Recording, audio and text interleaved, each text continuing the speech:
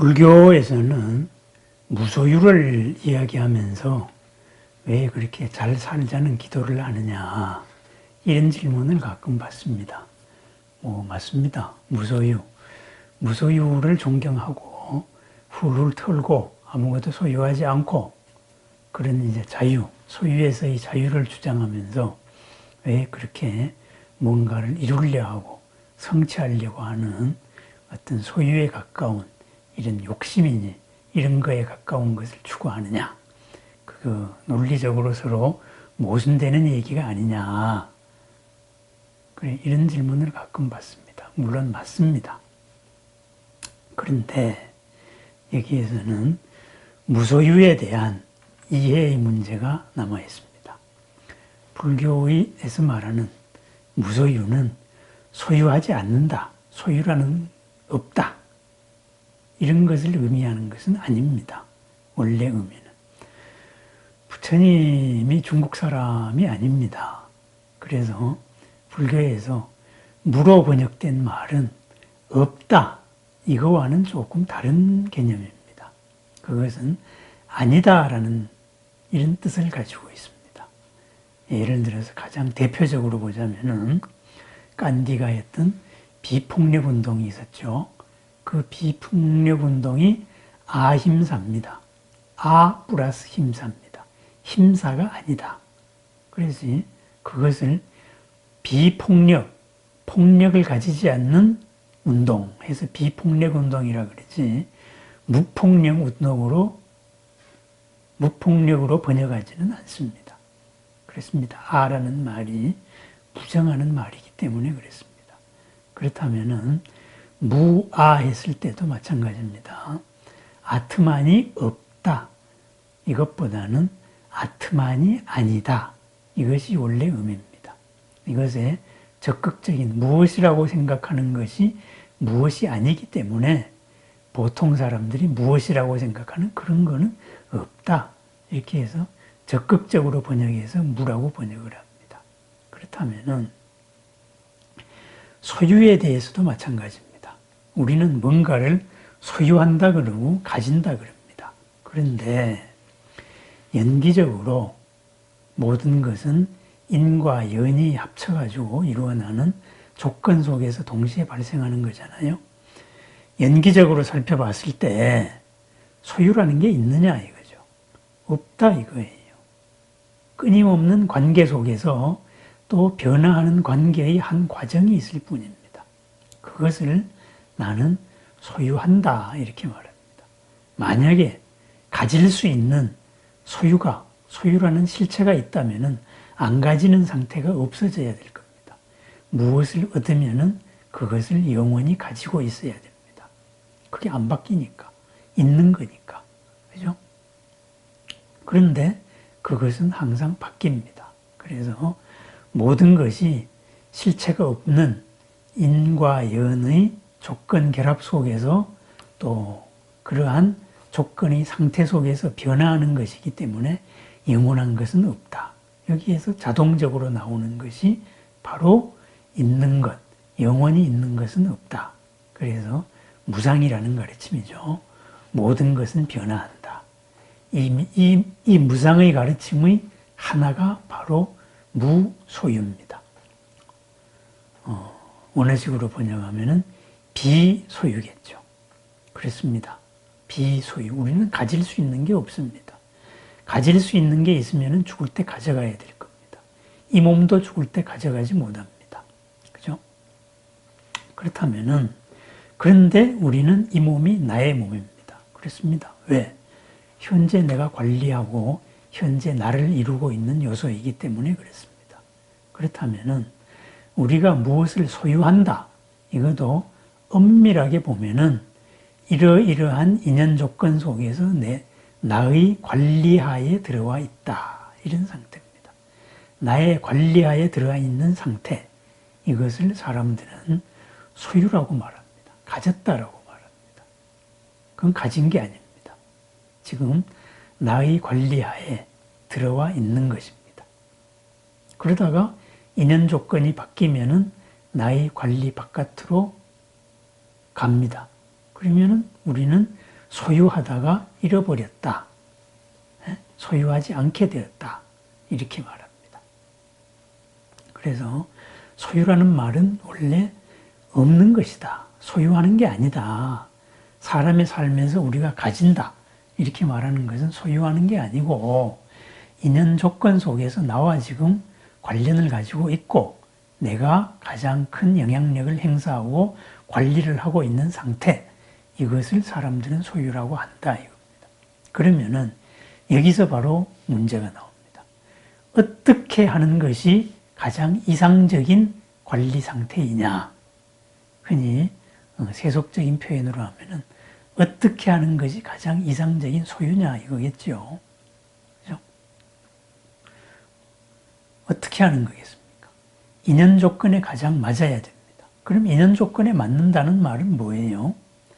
불교에서의 가장 궁극적인 목적은 고를 일으키지 않는 겁니다.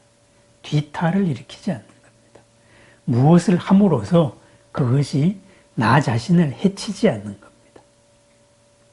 나 자신을 해치는 결과로 돌아오는 게 고를 일으키는 거거든요. 무언가의 한계 속으로 가두어서 그 속으로 얽어매어서 뭔가 내가 견딜 수 없는 상태를 만드는 것이거든요. 그게 고거든요. 그러한 상태를 안 만들어야 된다 이겁니다. 그러면은 내가 관리하고 있는 것도 나로 하여금 고를 일으켜서는 안 된다 이겁니다. 나를 해롭게 하면 안 된다 이거죠. 그렇다면은 내가 가지고 있는 것을 상황에 맞게 가장 훌륭하게 관리를 해야 될 겁니다. 나도 이롭고 남도 이로운 상태로 관리해야 될 겁니다. 이것이 바로 무소유입니다. 비소유입니다. 있는 것을 있는 그대로 해서 잘 관리해 나가는 상태입니다. 그게 무소유입니다. 그래서 아무것도 가지지 않겠다. 그래서 나는 아무것도 갖지 않기 위해서 아무것도 하지 않겠다. 이것은 무소유가 아닙니다. 비소유가 아닙니다. 아무것도 하지 않겠다. 아무런 남하고 관계도 갖지 않겠다는 거잖아요. 뭔가가 나의 관리하에 들어오는 것은 뭔가의 인연으로 이루어진 겁니다. 관계 속에서 이루어진 거다 이거죠. 돈이 내한테 들어오는 거는 내가 무언가에게 누군가에게 필요한 것을 줬기 때문에 그 대가로서 들어온 겁니다. 나 돈 필요 없다. 그럼 누군가의 관계도 없다 이거죠. 그렇다면은 우리의 삶 자체를 부정하는 겁니다. 고가 생기는 원인을 부정하다가 보니까 즐거움이 생길 원인, 보람이 생길 원인도 부정하는 겁니다.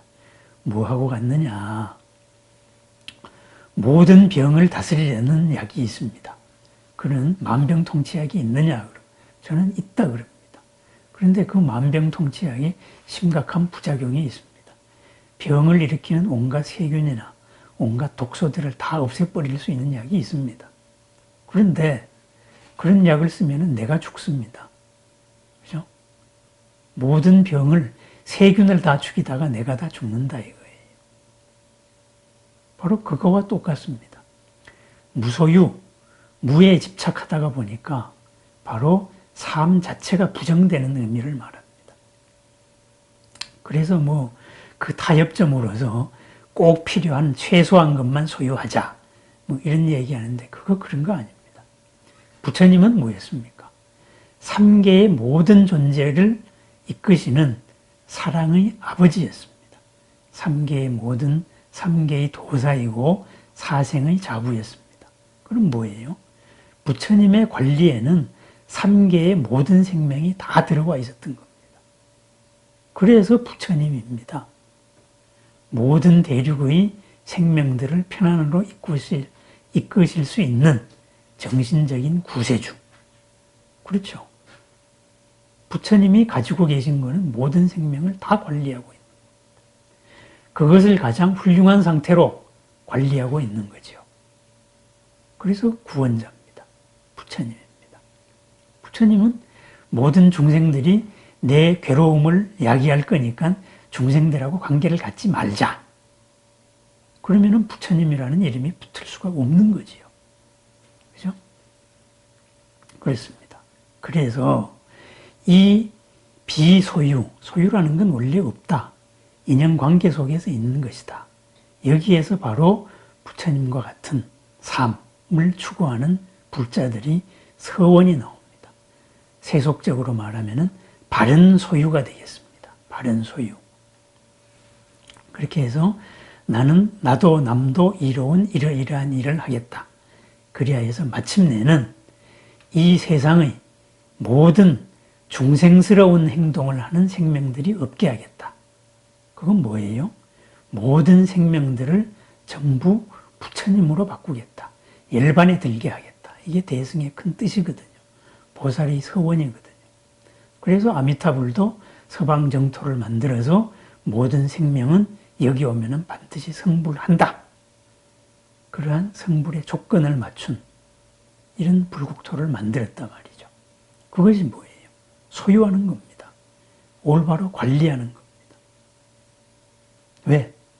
모든 생명을 바로 이롭게 해주기 위해서, 생명의 진정한 모습을 회복해서 다시는 불만족, 괴로움이 없게 하기 위해서. 그래야 해서 마침내는 모든 부처님이라는 이름조차 없이 모두가 부처님이 된 세상, 그게 불교에서 꿈꾸는 상태입니다. 그러한 것을 하기 위해서 나는 이러이러한 일을 한다. 그래서 불국토를 만들었습니다. 서원으로서. 얼마나 큰 일을 한 겁니까? 그죠? 소유하지 않는 게 아니죠. 우리 세속적인 표현으로 소유라는 표현을 쓴다면은 아미타불의 불국토는 얼마나 큰 불국토입니까? 욕심 가운데도 그런 욕심이 있을 수가 없습니다. 부처님이 삼계의 대도사 사생의 자부, 그런 욕심이 있을 수 없습니다. 모든 생명의 아버지이시며 모든 생명을 이끄시는 분이다. 그거보다 더 높은 존재가 어디 있습니까? 그래서 천상천하 유아 독존. 그죠? 어디에서도 최고 높다 이거예요. 그러한 높은 본성을 가진 존재들이 부처님만이 아니라 모든 존재이기 때문에 다 그렇게 하겠다. 이러한 서원, 원력, 이것을 우리 중생적인 입장, 일반적인 관례로 보면 그것보다 더 큰 소유가 없습니다. 그래서 오늘 제가 말씀드리는 것은 소유, 무소유, 이것은 말 자체가 편의상 그렇게 부르는 말이다 이거예요. 우리가 소유한다는 것을 있는 그대로 바라보면은 그것은 인연 조건 속에서 내가 관리하는 겁니다. 돈이 들어올 수 있는 인연 조건을 잘 만들면은 돈이 되는 겁니다. 옛날하고 다른 직업이 얼마나 많이 생겼습니까? 그죠? 옛날에는 꿈도 못 꾸던 게임을 하나 만들어가지고 많은 사람이 그 게임을 이용해서 거의 재벌이 된 사람들도 있습니다. 음악을 잘 해가지고 재벌 이상으로 버는 사람들도 있습니다. 돈이 들어올 수 있는 조건을 만든 거거든요. 그럼 여기에서 우리 불보살들은 이러한 일을, 보살의 일을, 소유의 일을, 원력의 일을 어떻게 해야 되느냐? 불법의 조건에 맞게 해야 된다. 불법의 조건은 뭐예요? 관계 속에서 사니까, 연기 속에서 사니까 나도 이롭고 남도 이로워야 됩니다. 부처님 말씀대로 나도 편안하고 남도 편안해야 됩니다. 그러한 일의 조건들, 이것을 끊임없이 만들어 나가는 겁니다. 그것을 방해하고 있는 뭔가 거꾸로 생각하려는 나의 욕심들, 그죠? 내 지혜를 가로막고 있는 욕심들, 이런 것을 하나하나 나날이 거풀을 벗어나가야 합니다. 그래야 해서 부처님과 같이 큰 일을 하는 겁니다. 그게 보살행입니다. 이 보살행을 무소유다 해가지고 나는 아무것도 안 가지겠다. 이런 식으로 어떻게 해석이 될 수 있겠습니까? 그래서 무소유다 해서 소유하지 않는다. 이 말은 불법에 대한 잘못된 이해에서 출발했다. 이 말씀을 바로 드리고 싶은 말입니다. 진정한 무소유는 비소유입니다. 비소유이기 때문에 나도 이롭고 남도 이롭게 위해서 내 관리에 있는 것은 가장 잘 쓰여지는 겁니다. 나도 이롭고 남도 이로운 조건으로 모든 것이 나한테 모여왔고 나의 관리하에 들어왔고 이 관리를 또 인연에 맞게 가장 잘 쓰는 겁니다. 그러다가 보니까 내가 인연이 다 했다. 그랬을 때는 회사에 오너라면은 적당한 때에 회사를 물러납니다. 회사를 지배하는 재미로 운영하는 것이 아니고 이 회사를 통해서 많은 사람의 밥그릇도 해결하고, 그죠? 그리고 이 회사로 인해 가지고 이 사회가 풍족해지고 이런 조건에서 내 상상력이 한계에 왔다. 그러면 더 잘할 수 있는 사람한테 물려주고 은퇴하는 겁니다. 왜? 소유가 아니고 관리이기 때문에 그렇습니다. 비소유이기 때문에 그렇습니다. 그런 회사들은 계속 영속을 합니다. 그런데 보통 우리나라만 해도 30년 전의 큰 회사들 가운데 지금 살아있는 회사는 30%도 안 됩니다. 왜?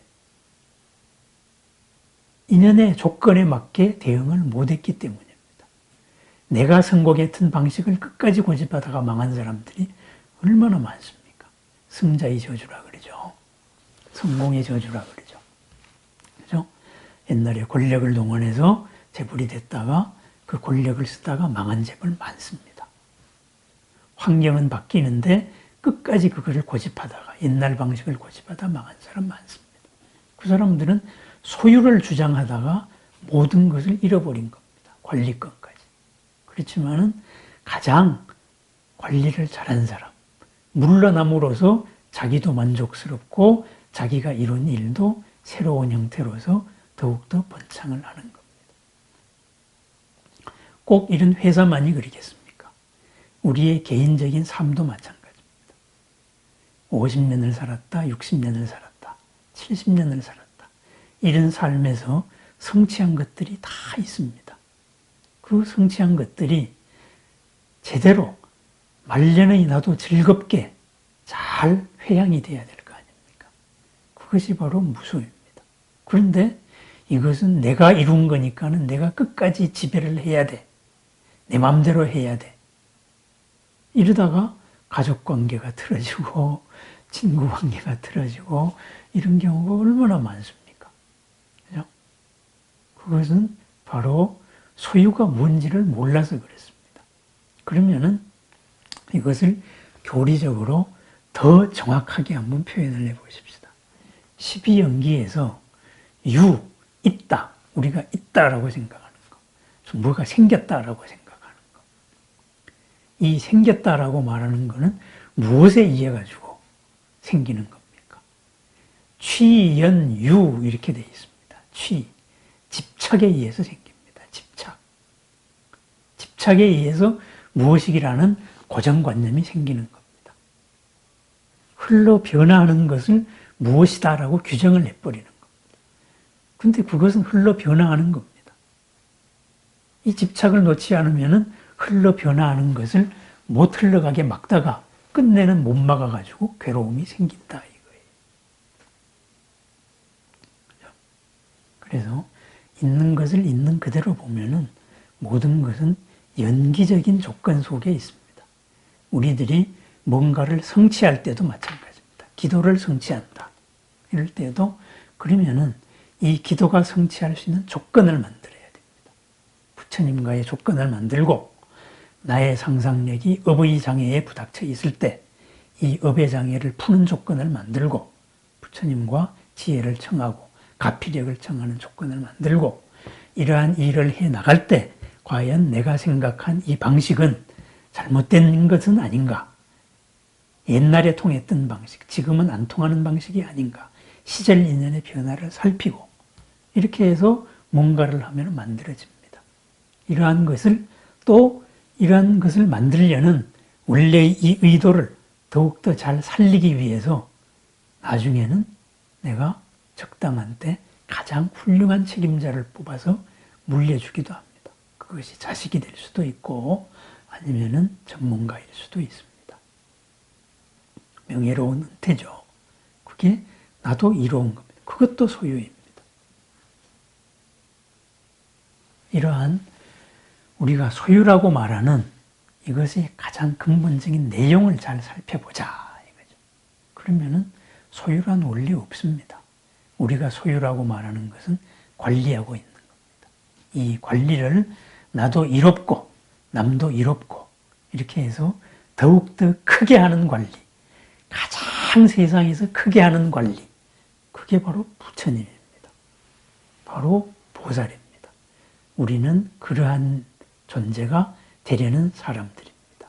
그래서 우리는 기도 성취를 해야 되고 이 기도 성취된 것을 잘 회양을 하여서 나의 고로 돌아오지 않도록 해야 되는 겁니다. 그래서 무소유다. 불교는 무소유를 주장하는데 왜 뭔가를 가지려고 하느냐. 이것은 질문 자체가 잘못된 질문입니다. 불교에서는 가질 수 있는 것은 없습니다. 하지만은 조건 속에서 우리가 관리할 수 있는 것은 있습니다. 그것을 더욱더 훌륭하게, 남들보다 더 훌륭하게, 나도 이롭고 남도 이롭고 이렇게 끝까지 관리하는 방법이 불교에 있습니다. 그것이 비소유입니다. 말을 바꾸어서 보살행이라고 말합니다. 그리고 그것을 이루는 것, 그것을 서원을 성취한다고 말합니다. 부처님이 되는 겁니다. 불국토를 이루는 겁니다. 모든 중생을 전부 부처님으로 만드는 겁니다. 나도 괴로움이 없고 남도 괴로움이 없고 그죠? 나도 이롭고 남도 이롭고 나도 평안하고 남도 평안한 이겁니다. 자, 이 무소유, 비소유의 정신 이것을 우리 생활에서 당장 가장 가까운 나의 집에서부터 그리고 가장 많이 접하는 동료들한테 그리고 뜻을 함께하는 모든 도반들에게 이것을 어떻게 적용해 나가서 나날의 삶이 나날의 보람이 항상 새롭고 더 즐거울 수 있겠는가. 이것이 바로 무소유, 비소유에 담긴 정신입니다. 비소유, 무소유의 삶, 적극적인 삶입니다. 도피하는, 뭔가를 관리하겠다, 소유하겠다, 이것으로부터 도피하는 삶이 아니다. 이거죠. 최소한의 관계만 가지겠다. 그런 삶이 아닙니다. 적극적인 삶입니다. 무한을 가질 수 있는 존재, 부처님입니다. 무한을 가져서 뒤탈이 나지 않기 때문입니다. 우리 또한 내 스스로를 그렇게 하루하루 키워나가는 하루, 어제보다 더 큰 하루, 어제보다 한꺼풀 벗은 하루, 어제보다 더 큰 것을 관리해도 탈이 없는 하루, 그런 보람과 공덕의 하루를 축원드립니다. 감사합니다.